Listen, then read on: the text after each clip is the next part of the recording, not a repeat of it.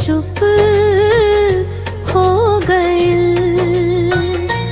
जेकरा खातिर जियत रही तू हमसे दूर हो गइल। हद जुदाई लिख गइल किस्मत हमारा। जियत बानी लेकिन जिंदगी बेकार हो गइल।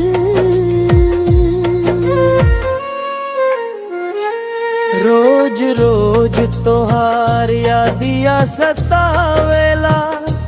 सुन पड़ल दिलवा में दर्द जगावेला। जे हाथ पकड़ के साथ निभावे के कहलस, ओही हाथ आज हमके भुलावेला।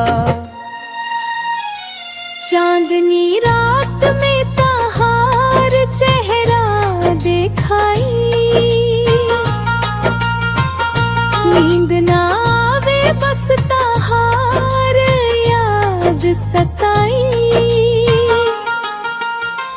तू ता खुश बाड़ू कवनो और के बाहों में।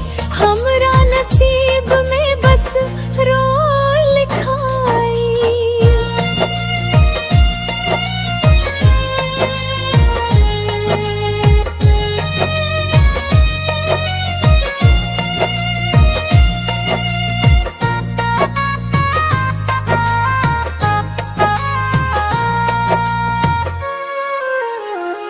कसम से मुहाबत अब डरावे लागल।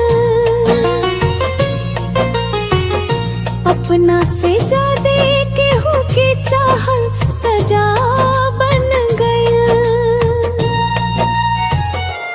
दिल तो टूटल रहे पहले से, आज तो भरोसो भी राख बन गइल। आँख के आंसू बोल उठल, दिलवा चुप हो गइल। जेकरा खातिर जियत रही ओ हमसे दूर हो गइल। हद जुदाई के दर्द में रोज मरत बानी। जियत बानी लेकिन जिंदगी